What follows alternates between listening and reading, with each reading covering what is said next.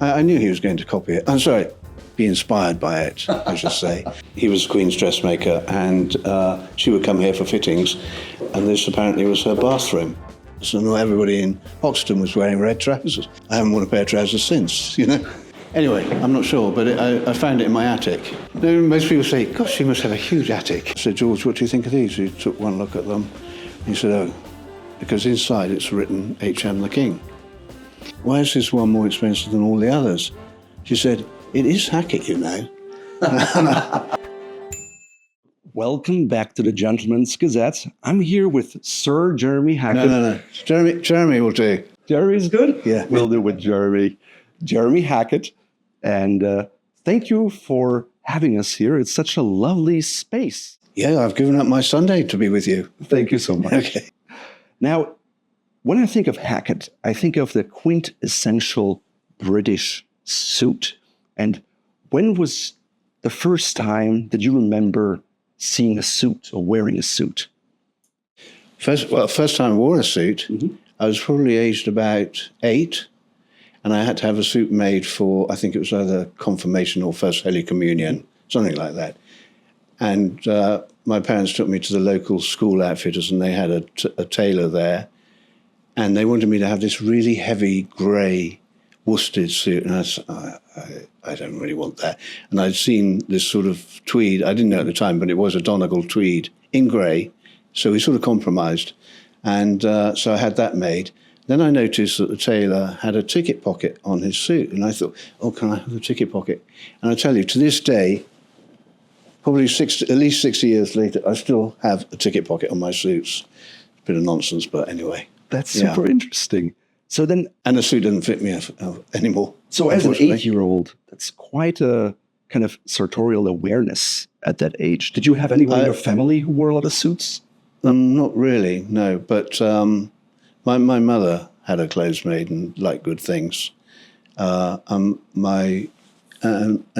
she was a dressmaker, and my father was in the upholstery business. So there was always cloth lying around. Whether I picked up on that, I don't know. But I was always into clothes. When I was about 16, I was a bit of a mod, had a scooter, all that sort of stuff. And the whole mod thing's quite a sort of neat look. And I sort of liked all that sort of thing.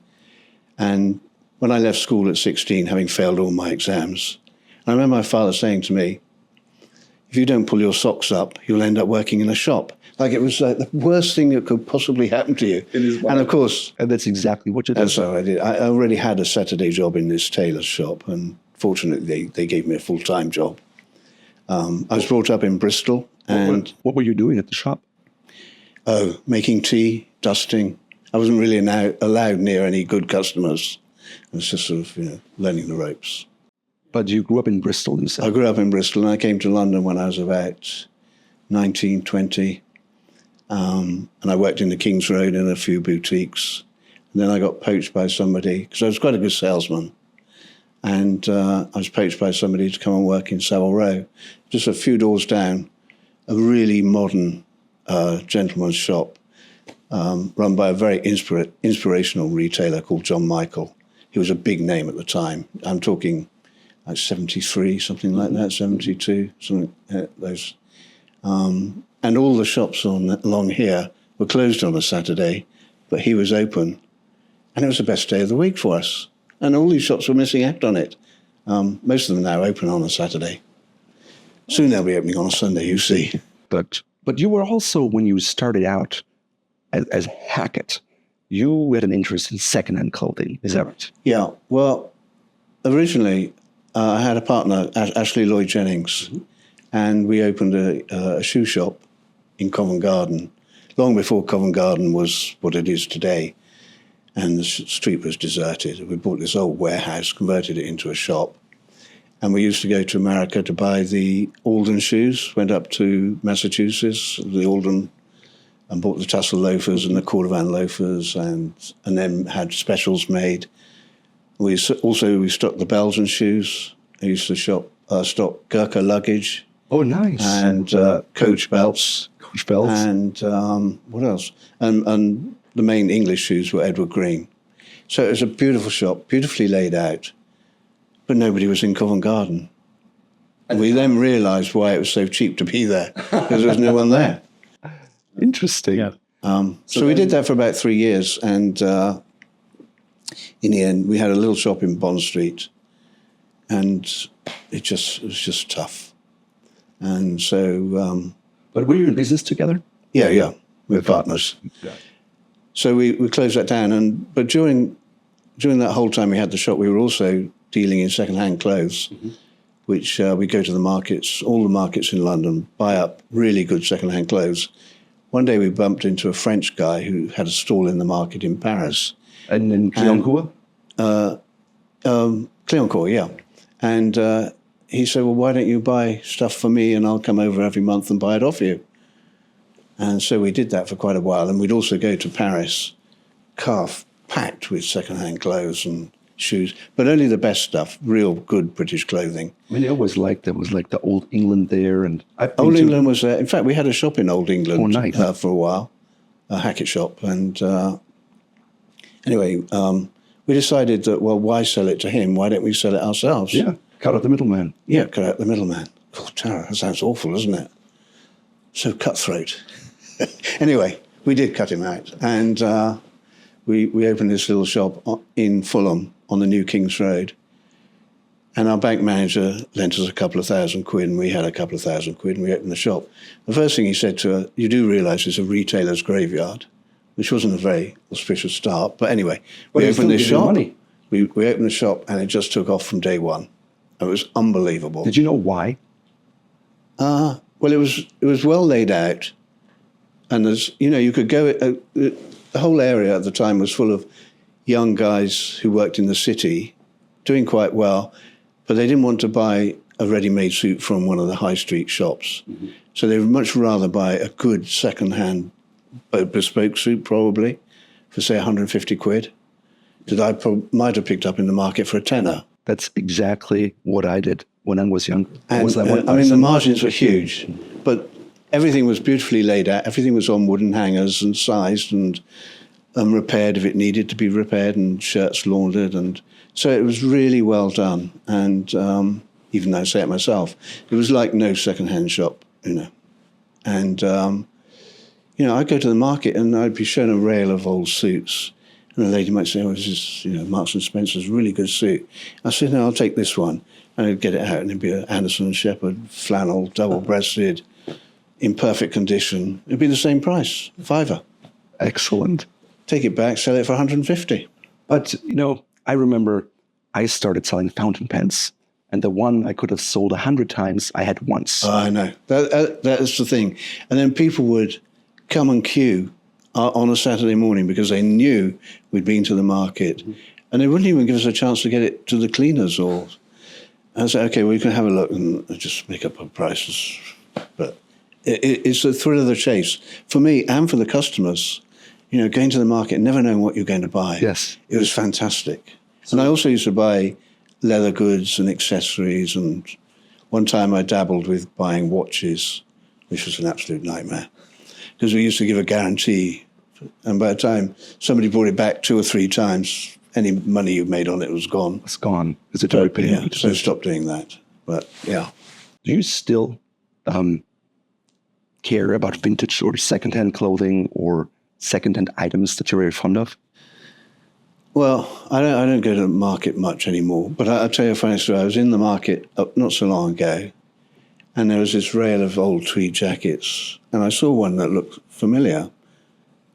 And I just pulled it out, and I said to the lady, why is this one more expensive than all the others? She said, it is Hackett, I thought it was brilliant. I didn't say who I was, but I thought it was brilliant. I didn't buy the jacket. It was too expensive. But, yeah, it was funny. So, yeah. That's lovely. Yeah. And so then you decide, let's make new clothes because the demand was too high. It was just getting really difficult to keep up the quality, and I didn't want to have to sort of go down market. And I thought, well, let's try and make things that are similar to what the people really like secondhand. And so I took a few examples up to Leeds, where at that time there probably were around 10 factories that you could go to get stuff made. And so I give them give them a couple of jackets or suits and say, this is what I want, this sort of look, which was completely different to what was on the high street then, 3-button tailored look. And they say, oh gosh, we haven't made anything like this for years. But they liked the challenge, and we got on really well. And also I used all the same cloths that I would use here today, all from all the best mills. And the whole look, the idea really was Savile Row ready-to-wear. And then we were a little nervous at first. We had the shop 65B New Kings Road. We couldn't afford the A bit. We just had the B. But eventually we bought the shop next door and knocked through, and that's where we started doing new clothes. And we were nervous, people going to, they'd come in looking at second hand and say, well, you may find something next door in our, if you want a good tweed jacket. And eventually the second hand just died away, and the new clothes took off. What was the most popular item from the new clothes? Tweed jackets, corduroy trousers, moleskins. And at the time, I don't think there was anywhere where you could buy what you call chinos. We used to call them cotton drill trousers because we wanted them to feel more British than calling them chinos. And they were pleated, side adjusters, and Americans would come and buy them all the time. And then the English started buying, and we would sell thousands. At the end of the day, you'd have a massive stack of alterations to take. You also had the red trousers, right? Tell me more about those. Oh, there's a whole thing about red trousers, isn't there? And yet, we sold a ton of them. And I always used to say to people, don't send them to the dry cleaners, wash them so that they fade. So you get that sort of Nantucket color. Yeah. And they look really good. Don't make them look too pristine. Nantucket pink. Yeah, no, I love it. And it comes from old sailcloth, doesn't it? And I say, you don't want them to look too pristine. Otherwise, you get, the red trouser brigade, propping up the bar in the golf club with a new blazer. So I like them worn in. And I always say your clothes should wear in, not out. They get better. And, anyway, yeah. So... And then, of course, the hipsters then got onto red trousers, and everybody in Hoxton was wearing red trousers. So suddenly it was okay. I haven't worn a pair of trousers since, So if you look back at the style and the stylistic evolution of Hackett, when you started, yeah. Talk to me. Let me know what do you think it was then, and how did it evolve? Well, I explained earlier, we sold the company in 92, which then gave us the capital to expand the business on a firm footing. Mm-hmm. And so we opened up a big shop in Sloane Street and closed all the shops in Fulham because nobody wanted to go to Fulham anymore. How many shops did you have in Fulham at the time? We had 5 shops, all within about 50 yards of each other. And they all sold something different. Okay. So one sold formal clothes, dinner jackets, morning dress. Another one sold shirts and ties and a few. Then we had a little barber shop that sold accessories as well, which was an absolutely beautiful little shop. It was a Hackett journey. I would have loved to be on that journey. Well, we never thought of it as a journey. It was just a lot of fun. And we introduced a cologne, which was made by florists for us. It was beautiful. Everything was fabulous about that shop. And then we had our tailoring shop, and then we had the original shop, which sold the more casual stuff. But all within 50 yards of each other. So people would be popping from shops. It was, and the taxi drivers used to call it Hackett Cross, mm-hmm. which was you want to go. And whenever I was in a cab, I'd say, can you take me to Hackett? Oh, you mean Hackett Cross down Fulham? Yeah, that's right. Thanks. Get the cab drivers to know, So the silhouette, if you describe the silhouette of a jacket or a suit back then, what would you say were the hallmarks? Was it like a built-up shoulder? Was it more military? Was it softer? In the early days, it was strictly classical. It was much more structured than it would be today, and heavier. Heavier fabrics. And I particularly like heavier fabrics, but because of the drape, or why? They look so good when they're made, and they're difficult to wear today because of the climate. But I still love it. And So do I. so all the suits at the time were 3-button or double-breasted. All the trousers were made with pleats and side adjusters and made to wear with braces. And they were all a 16-inch bottom. Well, it was graded up according to size, but roughly about 16-inch bottom. And when we encouraged customers to have turn-ups, and I remember telling the boys in the shop, turn-ups have to be 1 inch and 5/8.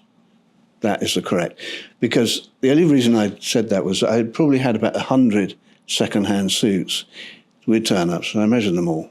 95% of them were 1 inch and 5/8. So I said, right, that is the size of a turn-up at Hackett, 1 inch and 5/8. Forget anything else you've learnt or heard about, 1 inch and 5/8. The whole thing was, this is how you dress, this is what you do. And it's very much like what in the military they call mufti. Mm-hmm. That's what we were selling, really. 95% of the shirts were double cuff. Did you have a lower gorge, higher gorge? Slightly higher. Slightly higher. Yeah, because the slightly lower ones was a little bit more ready-made looking. So we based everything on the sort of bespoke look. But it was, whereas our customers' fathers had been shopping in Savile Row, their sons couldn't necessarily afford it. And it was slightly something different. It was good. It was great. I'll tell you, one of our good customers in the second-hand days was Ralph Lauren. He used to come in and buy tons of stuff. He himself would come in? Yeah, he'd come in himself. Did you recognize him? Yeah. And he'd come in and he was very quiet, wander around. And I'd say to him, well, we've got some stuff in the basement if you're interested. So I'd give him a black bin bag and he'd go down into our basement, come back later, a whole bag full of stuff, and take it out, £100, £200, whatever. And I knew he was going to copy it. I'm sorry, be inspired by it, I should say. But he was great. And I have a lot of admiration for him. He's built fantastic business. But the difference is, and I was at a luxury summit being interviewed by Susie Menkes. Mm-hmm. And she said to me, well, what's the difference between you and Ralph Lauren? And I said, well, Ralph is New England and Hackett is Old England. I thought it was just a neat way of sort of, telling him, not telling him, but, not being rude, but, he's New England. And he does it very well. And I think the other interesting association is the polo, right? There's Polo Ralph Lauren. Hackett has a strong association with polo. Yeah, I think at the time we had a stronger association with polo, the sport, than Ralph did, because I don't think he did any polo. And that's a funny thing, the whole polo shirt thing we got into quite by accident. We had 2 army officers came in one day into our first shop in Fulham and said, our commanding officer has told us that if we want to play polo, you have to get a sponsor because the army's not going to pay for it. Mm-hmm. So these 2 army officers came and said, would you sponsor us to play polo? And it was very cheap, so we thought, well, that might be fun. And they said, well, you have to make polo shirts with your name on so that everybody knows on the field who they're playing against. And so we thought, oh, okay. And this was the first time we'd put our name overtly on anything. Because in the old days, in a suit, we put the label inside. On all the ready-made suits and jackets, there was no Hackett label anywhere because we wanted that feeling of it being private and specially made and all that. So putting our name, we went from one extreme to the other, massive. But it was a huge hit. And the boys in the shop... Because you would sell the shirts? Well, we didn't. But then the boys in the shop said, oh, can we have some of those? Yeah. So I thought, well, make a few up. And the boys started weighing them out and about, and then their friends wanted them. So I made up 50 and put them into the shop one Saturday morning. By the end of the day, they'd all gone. And that was the beginning of something that was hugely successful. So it came with a few problems. So you never played polo yourself? No, I'm left-handed. That's my excuse. But I tell you, we sponsored a thing called the Rundle Cup, which is where the Army played the Navy, and William and Harry were playing for the Hackett team. Prince William and Harry, sorry. And afterwards, at the prize giving, I was chatting to William, and he said to me, "Oh, do you play polo?" And I said, "No, I'm left-handed." He said, "Oh, no, that's no excuse." He said, "I'm left-handed, but I learned to play right-handed. Put me in my place." Anyway, I could never afford to play polo. I was surprised because you have to exchange the horses after every chucker. That's every right. 2 minutes. Yeah, every 7 minutes. Yeah, 7 minutes. yeah. I think it's 7.5 minutes a chucker. Incredible. Yeah, That works. but that polo shirt was phenomenal. But we sold it because we had the credibility of having a polo team. If we didn't have a polo team, we'd put our name on a shirt. There was no credibility for it or integrity. So that was our excuse. Well, we sponsor polo. But one thing I really liked, you had the idea to take like the polo club and make it into a stick umbrella. Oh yeah, I've got one upstairs. Oh, I want to see that. Yeah. That's a brilliant idea. Yeah, I'm sure it's been copied in China now and all over the place. Of course. But I think we made 7 out of old polo sticks. And I always say, you never know, Prince William may have played with that stick. Yeah. So you kept that one? Always a salesman. I kept one. I kept the first sample. Yeah. But, yeah. I too take it with me when I go to watch the polo. I thought, well, everybody is intrigued by it. So how has your wardrobe changed over the years, would you say? Not dramatically. I think things, because of the whole weather things have got softer. My shoulder line has got softer. Everything is much more relaxed than it used to be. I mean, I only wear 1-button suits now, whereas before I was 3-button. 3-button. Now I just feel a bit too restricted and it's all a bit too heavy. Did you ever much as I love it. 3-roll 2 or 2-button? Was that ever a thing for you? No, I never did 2-button. Okay. No. And in fact, have you read my Mr. Classic book? Not yet. I did a book years ago. I used to write for the Independent magazine, and I was having lunch with the editor one day. He said, "Well, why don't you write for us about?" And I said, "Well, I've never really written anything before." And he said, "Oh, just anything about style or whatever you like." And so I went away and I wrote 5 little short stories, sent them in to him, and he called me up and said, "These are great. We're going to publish them all in one section of the magazine." And so they did. A couple of weeks later, he said, "Would you like to have a column called Mr. Classic?" Mm-hmm. And he said, "You just have to write it every other week." And of course, I said, "Okay." And then it had to be in on the Monday every other week. Sunday night, I finally sit down and write it because I knew it had to be in the next day. It's really like when I was at school, left everything to the last minute. But it sort of focused the mind and you thought, "Oh, come on, what am I going to write about this week?" Anyway, I wrote a story. One of the stories I wrote for Mr. Classic was about button placing, and about 3-button, 2-button, and 1-button. Mm-hmm. And I think I recommended why not have 1-button, because you don't have to worry about which button to do up. Because so often, I'm watching television and I see a newscaster mm-hmm. or presenter of some sort. They're wearing 2-button suits and both buttons are done up. And I want to go. And when I see it with customers, I undo the button. They do the 2 buttons up. It drives me mad. It's a first world problem, of course, What a great solution. One button. So you don't have to worry what button to do up. Nice. Yeah. So, we're in the former premises of Hardy Amy's here. That's right. So whose brainchild was this idea of J.P. Hackett on Savile Row? Well, first, Hardy Amy's, when I used to work down the road, Hardy Amy's used to come in. Mm-hmm. And when we had the German Street shop, he used to come in and buy stiff collars from us. He was a real charming old school gent, absolutely delightful.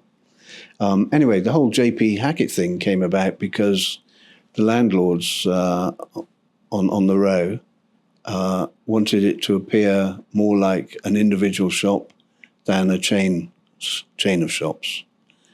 And so we suggested, well, why don't we call it J.P. Hackett? Even though officially I'm JVPH. It sounded a bit like Louis Vuitton LVMH. I didn't want to sound like a luxury goods company. So I said, well, we'll drop the V and just have JP. So what do the V and the P stand for? The V is Vincent Paul. Vincent-Paul. Vincent de Paul. Well, Vincent de Paul.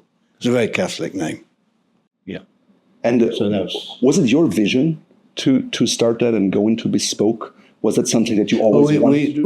We've done bespoke before when we had Sloane Street. Mm-hmm. We had bespoke. I mean, for me, bespoke is my passion. I love bespoke. You know, it's ruined me, of course. You know, because you can't have anything else once you go bespoke. That's it. You know. What's your favorite, or what was your first bespoke suit that you paid for yourself? Well, actually paid for me. Let me think. I have a feeling probably a grey flannel. Gosh, I've never been asked that question. Can I come back to that later? This is what I usually say when somebody asks me an awkward question, and then everybody usually forgets about it. But anyway, I'll try and think of one. Sounds Yeah, or I'll make one up anyway. good.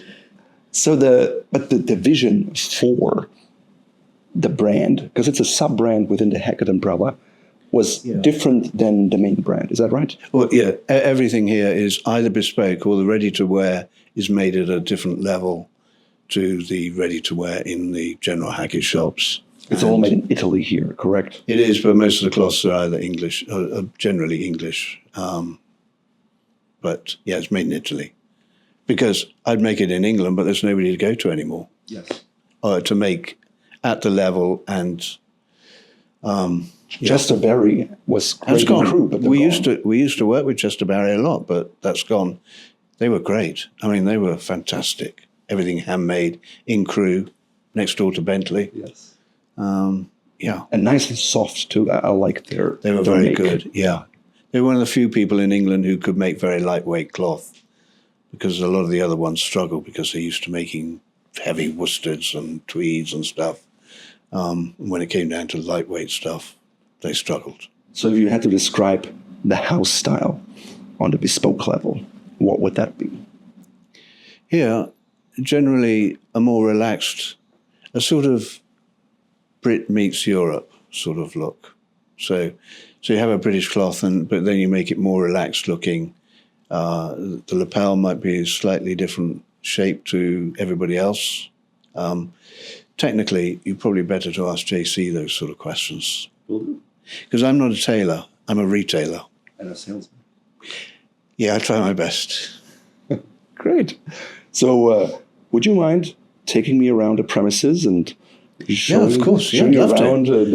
Maybe tell a few tidbits here and there about the photos and the objects that came along. Yeah, a few things in my office that you might find interesting. Yeah. So tell me more about the toilet here. Well, the story I was told was this: when Hardy Amy's had the building, the Queen, he was the Queen's dressmaker, and she would come here for fittings, and this apparently was her bathroom, strictly for her only. So when we took over, it's been completely restored. But I asked them, why don't you write on the throne here? I thought it would be funny, you know. Anyway. Funny indeed. Yeah. Oh, that's what It's a tribute to Hardy Amy's. These weren't here originally. You had those put in? Yeah, we just put these in just as a little reminder. We're following in very good footsteps. Yeah, he dressed the Queen for how many decades? 5? Oh, a long time, yeah. But, yeah, you see number 14. And these are a few little old bits and pieces. We've got a lot more that I picked up over the years that never sold. At the flea market? And this is all sort of a reminder of, how it all started. This is a beautiful opener here. Yeah, Very sort of Art Deco. Deco. Yeah, and the bottle top. Are you more of an Art Deco person, more like Art I do like Art Deco, but I like Georgian as well, because of the simplicity of it. I like all sorts of things, really.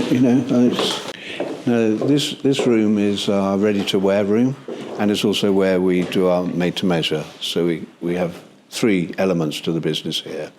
Most of it is bespoke. That's what most people come for, but the ready-to-wear has been doing very well indeed. And then there are people who shy away from the cost of bespoke, or they want it quicker, so they have made-to-measure, and that's going very well. Or I just want a JP Hackett on Savile Row. So if we look at a jacket there, is there anyone that you're particularly fond of? Yeah, in fact, I think it's out there. We'll come to it in a minute. Yeah, good, yeah, good. So we have a good business in formal wear because historically we're well known for morning coats and white tie and. Have you noticed like a decrease in like morning coat purchases? Not especially, because most of it we do bespoke. Okay. We do a little bit ready to wear, but we do it bespoke. And one of our very good customers, Roger Varian, he's a top trainer at Newmarket. We made his morning coat for this year because I was with him at Ascot last year, and I said, "Come on, Roger, you can do better than that. You're a top trainer." Yeah. So he came in and ordered the whole bespoke.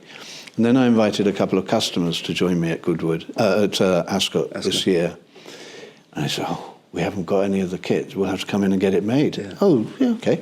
Come and get it made. And they did. So what's your, I've seen lengthwise in a morning coat. Some are a little longer, some end in the knee, some are a little more open, some are a little more closed in the front.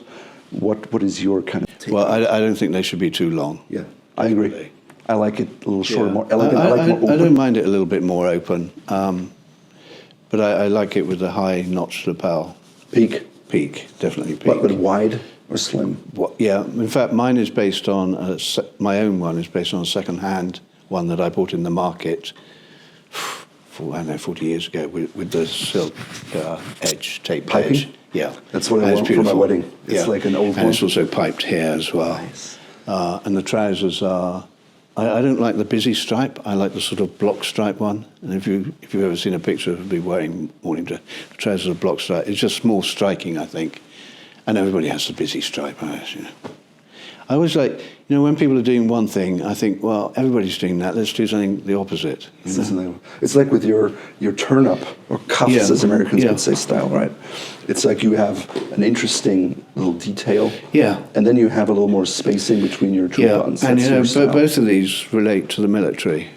The 2 and 2, which I didn't realise at the time when I did it, probably back in the early 90s, I thought, how do I distinguish a Hackett suit from everybody else? So I thought, well, let's do 2 and 2 buttons. So I thought, whenever I saw, oh yeah, it's a Hackett suit. And so I was out somewhere one day, and the guy said, "Hey, were you in the Coldstream Guards?" I said, "No, why?" And so your button placement is the same as the Coldstream Guards. So flying under false colours. Nice. And this gauntlet thing comes from military. So it would have been a metal guard in this shape that protected the wrist. And so it translated from that into clothing. Much the same as on a smoking jacket where you have the frogging. Mm-hmm. That would have originally been on a uniform in the metal decoration across the front, so that when they were attacked with a sabre, it would just slide off the metal. Yeah. Interesting. So there's all some sort of, goes back to something. But when you were showing me your cuff, I noticed on your watch the kind of angled dial. Yeah. It's a Vacheron Constantin. It's a very eccentric watch. It's all slightly offset, and apparently it's a motorist watch. So that when you're driving, theoretically, you're supposed to be able to read the time. The thing is, you have to drive like this to actually see it. But I just love the eccentricity of it, and it's beautifully made, and Is there a story behind that watch? There's a long story. Do you want to hear it? No. Well, it's a pretty expensive watch, and I was, do I remortgage the house or sell some things at home? And then a friend of mine who was connected to some Russian somebody or other said, "Well, why don't you sell some of those Russian paintings? I'll sort it out for you." And so I sold three Russian paintings for 10,000 quid that I'd picked up in the market many years ago for next to nothing. So that I thought, well, I can treat myself now. Nice. Yeah. So. Excellent. Yeah. So here are the fabrics just for made to measure. Made to measure and bespoke. Yeah. And bespoke too. Yeah.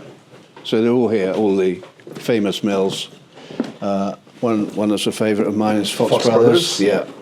I've worked Douglas Cordeau. Yeah, Douglas. In fact, I introduced Douglas to Fox Brothers when Fox Brothers was about to go bust. I said, "Why don't you have a look at Fox Brothers?" Well, are you two friends, or how did you know each other? I met him because he used to work with the group in another brand, and then he went off and was looking around for something to do, And I suggested a couple of names to him. And then Fox Brothers, I said, I think they're having trouble. Why don't you talk to them? I said to him, don't buy the mill, just do a sort of retail version of it, using foxcloth. Let somebody else have the problem of the mill. But anyway, he's from that part of the world anyway, so he went to visit them and ended up buying the factory. Okay, what do I know? Yeah, we went to Yorkshire and saw different areas, and a lot of English fabrics are made there. Well, that's they're all good really. Who's this one? Dugdale Brothers. Dugdales, they use a lot of Dugdales. Harrisons. They're people. Most of these people I've used since I started selling new clothes, making new clothes. Caciopoli, very nice. Yeah. Do you still have a fondness for Donegal tweeds? Not so much. I prefer the overchecks, really. Overchecks? Yeah, or Prince of Wales checks. I mean, I've got quite a few tweed suits, but they're usually some... I haven't got a Donegal tweed. Yeah. But maybe it's a childhood trauma or something. Sometimes I think people see you, especially Mr. Classic, they have this vision in their head that, when you're at home, you are wearing this bow tie with the tartan jacket and the monogrammed velvet slippers. Well, yeah, naturally. Naturally. Yeah. I only dress down when I go to bed. Then I wear my pyjamas, my Sea Island cotton pyjamas, monogrammed, tuck my slippers under the bed, yeah. So jeans and sweaters are not part of your wardrobe? I haven't worn jeans for a long time. But I'll tell you, there's a little story about sweaters, about, men really like their clothes and they get fond of them, a particular item. I had an old Hackett Shetland sweater, it was probably 30 years old or something, and it went into holes here. But I love this, nothing special, just a navy blue Shetland sweater, but I loved it. And it went into holes here, and I thought, well, rather than putting patches on, I was wearing a striped shirt like this underneath. I thought, well, that's really nice. So why don't I make some sweaters like that with the holes and with a striped shirt underneath? Disaster. I hardly sold any. But it was, I think it was more comme des garçons than Hackett. It was, I don't know how customers understood it. Why would I go around with holes in my sweater? Yeah.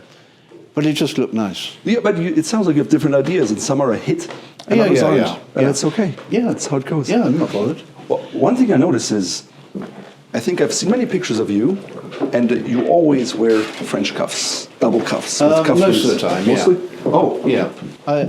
I do have some single cuff, but when I wear a suit, I usually wear double cuff. What I also noticed was, in Britain, I noticed a lot of men wearing pinky rings, but I've never seen you wearing rings. It's not your thing? No. Less is more. Good. I do wear this, and the only reason I wear this is because it's my dog. And so when I haven't got my dogs, I've got my tie pin. Nice. Yeah. So here we're in the pink room. Yeah, and this is where we introduce and meet our bespoke customers. And some of the patterns, and so this is where we would initially talk to them about cloth, and that's a very special cloth we have made, 50 meters. Cashmere in there? No, it's alpaca. It's alpaca. Yeah. Oh, it's that long. Yeah. This is going to be quite warm. Yes. Yeah, this is probably about 500 grams. And also, I think alpaca is hollow on the inside, so it insulates really well. Yeah, it makes up beautifully.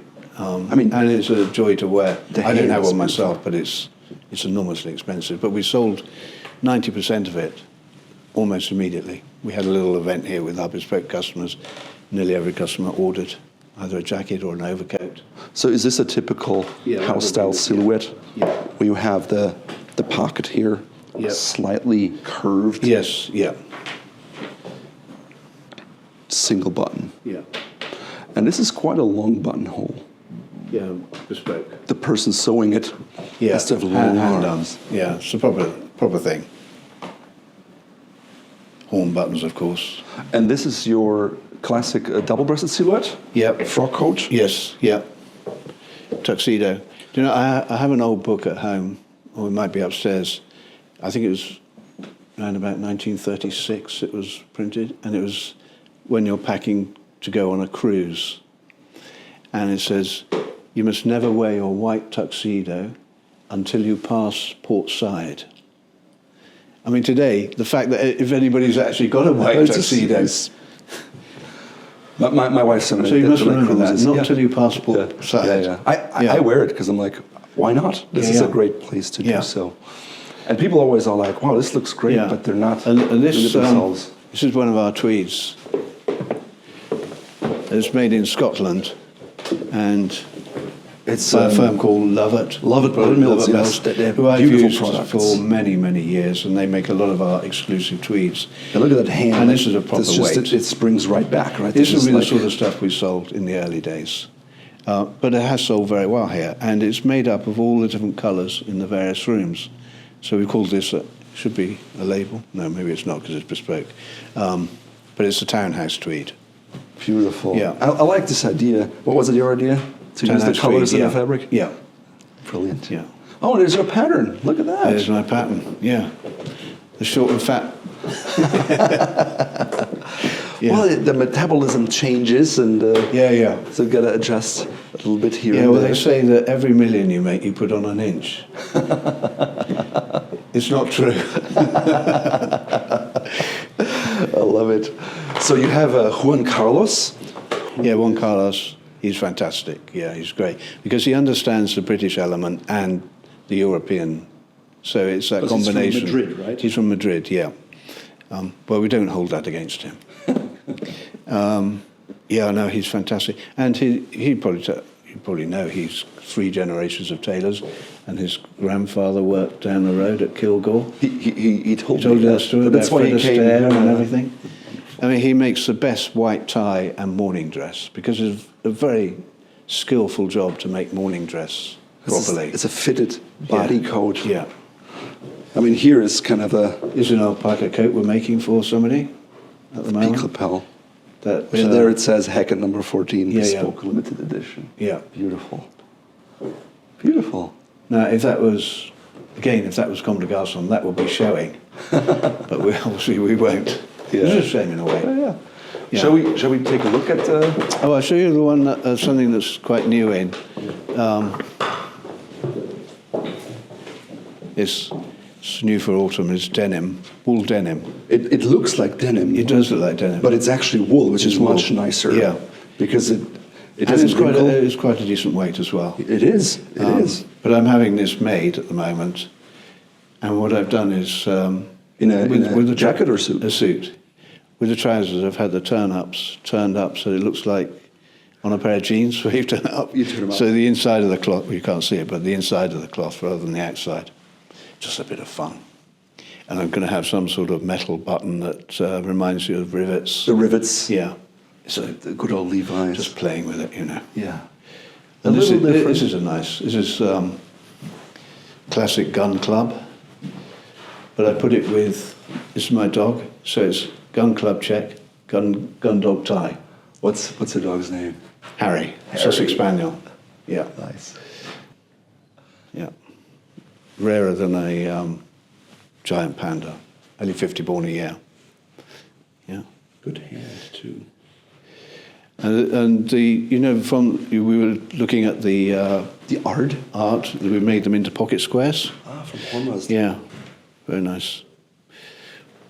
Yeah, and you've probably seen the Coronation Pocket Square. The Coronation Pocket Squares. I mean, that was a big thing here.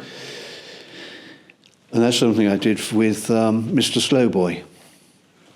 Nice. Yeah. He does the illustrations, right? Yeah, yeah. And did you find him also through Instagram?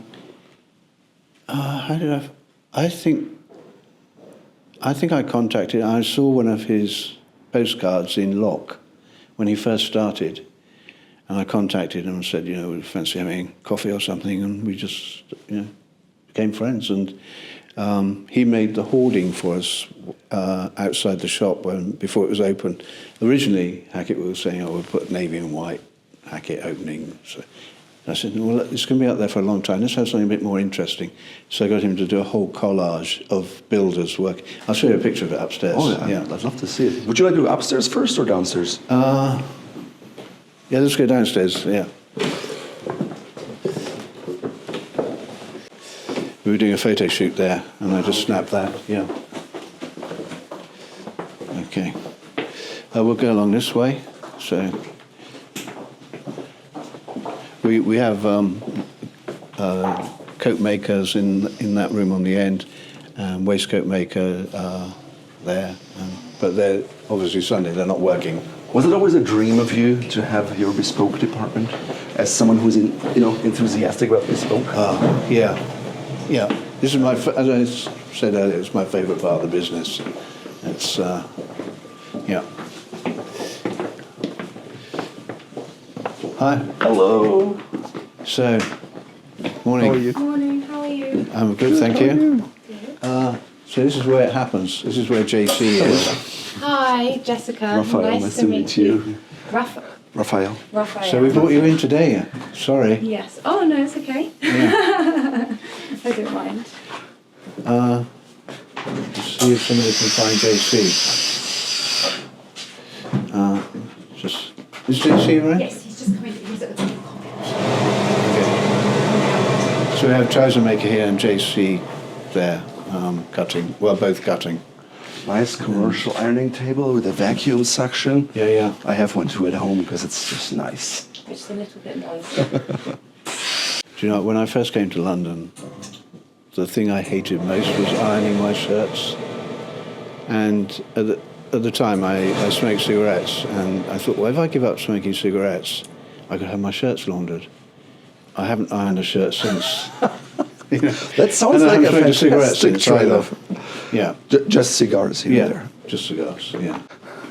So this is where the magic happens. Yeah. All the headaches, I'm not sure which. Yeah. The Hackett hangers. Yeah, so this, this is through William, of course, yeah. Serious hangers, yeah.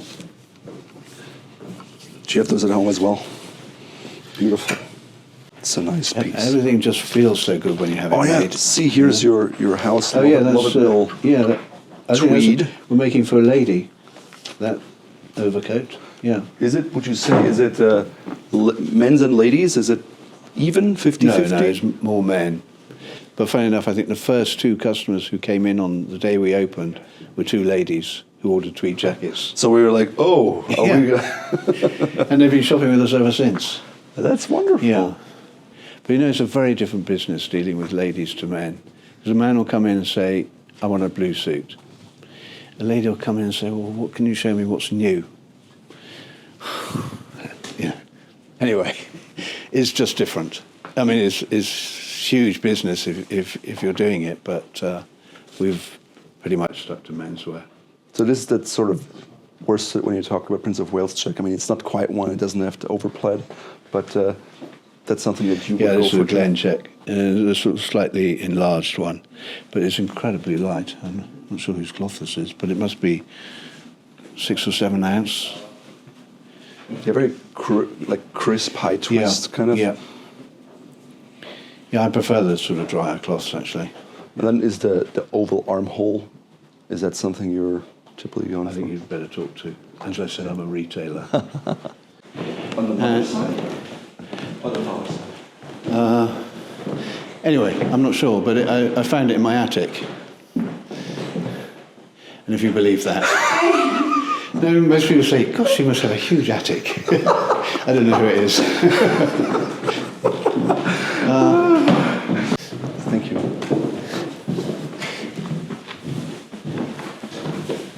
There's one of my dogs as a puppy.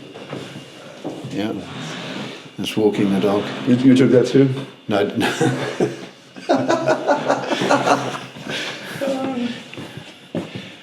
And I'm in here. Yeah. Lovely. Oh, rowing blazers. Jack Carlson. Yeah. Yeah, I had lunch with him a few weeks ago. He's very nice. He's a nice guy. I never met him. He, very early on, sent me his book and we wrote about it. Yeah. And he, talking about collaborations, phenomenal what he did. Mr. Classic. This is fantastic. Yeah, so I did it as a column, and then I got approached by Thames and Hudson. Tom Davis, did you know Tom Davis? Not personally, no. There's a picture of him somewhere. What's the story? Bentley is my kind of shop. Yeah. That's just what we talked about. Yeah. Very So, nice. talking about second hand. Did you take all the photos? No, a friend of mine did. Yeah. That's William Foxpitt, the top 3-day eventer, who we used to sponsor.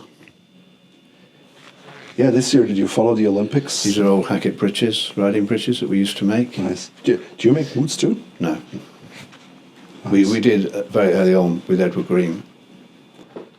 I mean, Edward Green is, what I did was I cut all the shoes apart, you know, Crockett and Jones, Yeah. Edward Green. And Edward Green, the way they use the reinforcements and everything, to me it seems like the closest to like what you get in a I Bespoke. think they're probably the best ready-to-wear shoes. It's still a difference than like a Bespoke shoe. It's still, you know. Yeah, But yeah. it's definitely. I've had my shoes made for many years at George Cleverley. Mhm. And you like the cleverly toe? well, that's what I'm wearing today. Yeah. My first wet pair was made by George Cleverley himself, who came to our second-hand shop with Terence Stamp. And Terence Stamp was wandering around. So you really attracted like well-known people Oh, to your yeah. shop at the Yeah, yeah. time. That's The Rolling Stones. What nice. Yeah. All sorts of people. That morning I'd bought in Portobello 3 pairs of unworn white buckskin breeches, handmade by Huntsman from the 1930s, I think. Mm-hmm. And I just put them into the shop, and Terence saw them, and he brought them out and showed them to George. Said, "George, what do you think of these?" And George said, "Oh, they make some great white buckskin shoes." So he bought all 3 pairs and went off with that. I don't know. I never saw the shoes, but that's what they were going to be done. Nice. Yeah. So did you furnish this room yourself? Yeah. That's a couple of my Russian paintings there. Those are the sort of things that I was selling. Oh, Yeah. so you were selling those to That finance sort of the thing. restaurant. Yeah, yeah. And you had the Leica there because you Yeah. like the street photography. And this is, whenever we did exclusive tweeds, I would make a teddy bear. And there's a few that, this is one we made for the Jubilee tweed, for the Jubilee, Silver Jubilee. Cream. Yeah. So it's an interesting aspect, like an archive. Do you Oh. have an archive? No, I don't You really. say? No, I know. I mean, now you have photographs, you can see, but the fabric, the Yeah, texture. it's no, I hard to- don't. I should have. Nice. There, that's my first suit. Oh, nice. Yeah. I would not recognize you. And note the ticket pocket. Yeah, yeah. Ticket pocket here. That's Yeah. yeah. Amazing. That's great that you have that, but makes sense because it was made Yeah, for yeah. this event. Yeah. And what we got here? That's in the early days when we had the 5 little shops. We all used to dress for Christmas, and we'd all just say, "Boys, go and find something second-hand that fits you," and we'd wear this. They'd all wear this for the week. Yeah, Beautiful double-breasted, yeah. nicely deep cut. Do you go for double-breasted or single-breasted Now waistcoats? I always go for single-breasted, much easier. Yeah, the double-breasted, it's just a bit too restricting, really. Overcoats? Overcoat? Yeah, double-breasted or single-breasted? Well, the last overcoat I had made was double-breasted covert coat. And funnily enough, on that, I reversed the collar. Rather than having a velvet collar, Yeah. I just reversed the collar to slightly different tone to the face of the cloth. Just a little touch. Just a little touch. You like the And little this changes? is made of covert cloth. Oh, yes, look at that. And the cushions are like the velvet collar. And then tattersall here? Tattersall, because sometimes you tattersall line. Oh, sort very, of- very, very cushy and Yes, comfortable. yeah, it's a good, yeah. Yeah. Excellent. So this is where you spend your Yeah. These are the dogs. These are the dogs? And this is a tweed we did a while ago called Sussex Tweed, which the dogs are the Sussex Spaniels, so I had the tweed made. With a needle That's point. the polo stick umbrella. Oh, yes. I want to see that.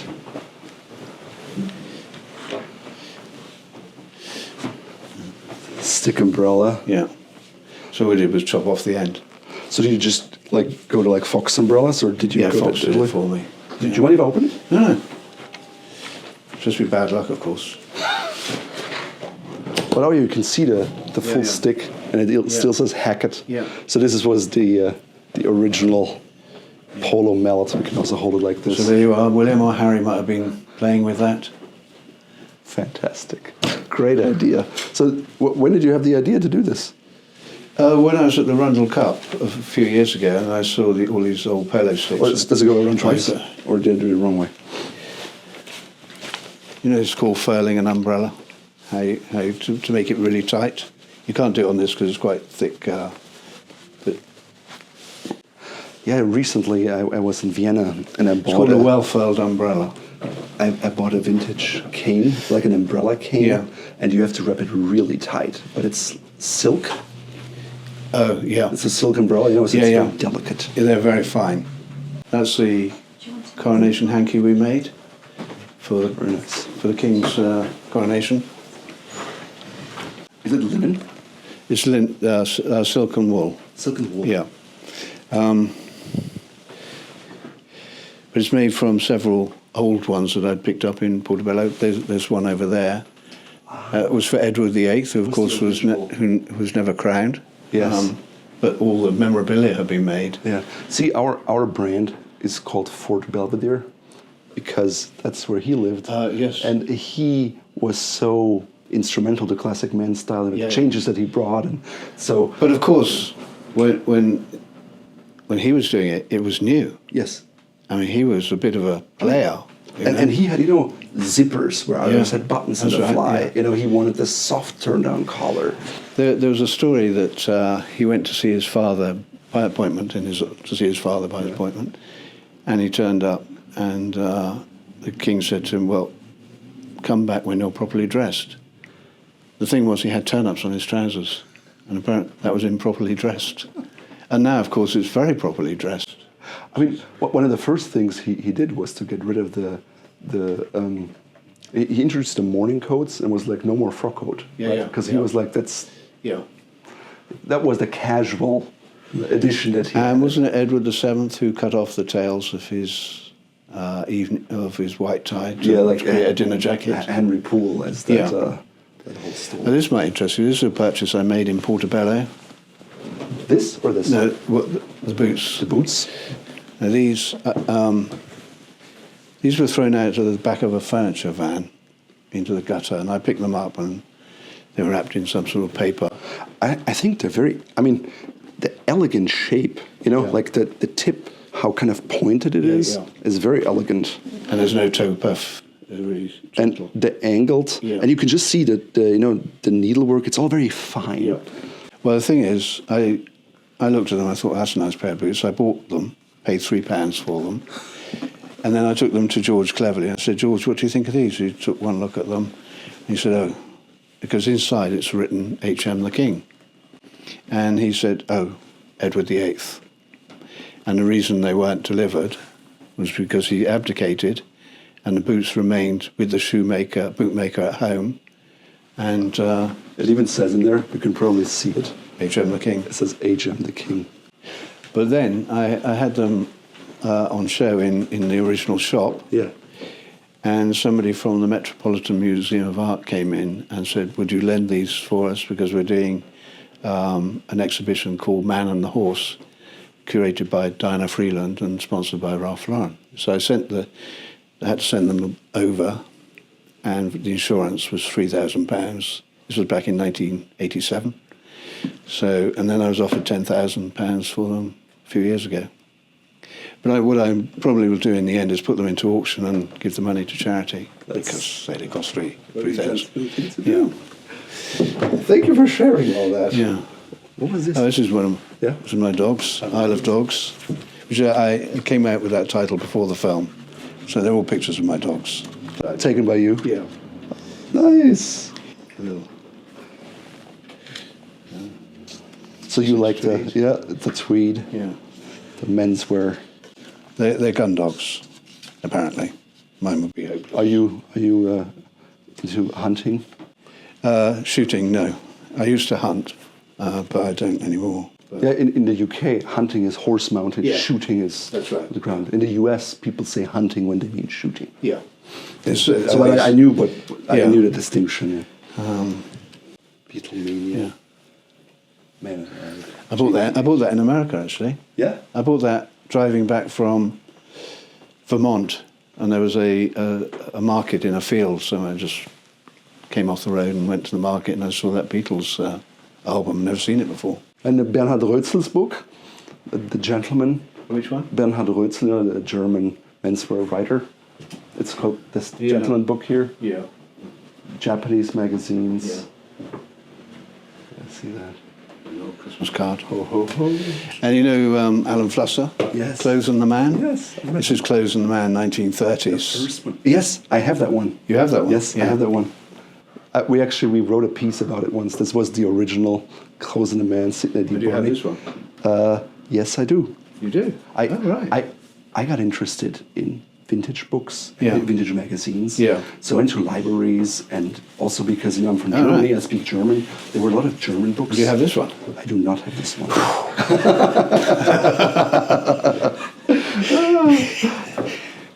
Yeah. What's the offer then? Oh, and you don't have my book. I will get it. Right. I will get it. Yeah, I'm sorry. I mean, it's quite a long time ago, so What I was in, we'll look for you anyway. Yeah. What I started doing was I got the old books because I was like, these are going to be gone. And then if you try to keep up with the new books, you know, my wife is like, we'll have enough books. Yeah. So it's getting them all in. But I will get you a book. I promise. Okay. Yeah. Oh, this is one I did in Japan. They called me up and said they'd like to do a book. Would I write some stories? So it's still called Mr. Classic, but they're all different stories. How often do you wear bow ties versus neckties? Occasionally, not that often. I think I was doing my Ian Fleming bit there. Yeah. Paul Aston Martin. So you said, you know, from Ashley Lloyd Jennings, it seems like he was like a mentor to you in terms of art and vintage cars. And Yeah. I think we both shared a lot of similar things. Yeah. the Leica M6. Oh! It's a Hackett. I did not. Yeah. What's a Hackett case? Yes. Just set into the table. We were at Bentley's yesterday. All the beautiful luggage. Yeah. But That's this is from interesting. Also, how you set it into the table. Yeah. Like that's a Yeah. cool way to do it because you get the leather, it's Yeah. elevated, but it's not. You know, it doesn't slide. Yeah. Bespoke piece of furniture. And that's Tanner Kroll Tanner Kroll. case when we used to work with them many years ago. I think they're around again, right? I think so. Because the They were old part Tanner of- Kroll was. Were they part of Chanel at one point, and they started opening shops, and I don't think it really worked for them. Yeah, but I always, you know, when there's like old Asprey, old Tanner Kroll, I'm like, oh, Yeah. let's look at that. Well, Mr. Kroll used to come in, see us. Every Wednesday, he'd come into the shop. He'd do his rounds. Chalk stripe suit, red rose, and, you know, always looking... Oh, you always had a did you boot, want to order something? Yeah, you know. Or, you know, I think you're overdue on your last invoice or something like that. Yeah. Well, to be honest, I've got a little Georgian house, which is basically, I tell people it's a 2 up, 2 down, but it has an east wing and a west wing. Sounds more American. Jeremy, thank you so much for having me on a Sunday. I know. really appreciate it. I know. Time flew. It was brilliant. lovely I talking really to you. enjoyed it. Thank you very much indeed as well. I hope you'll come back. I will. Yeah.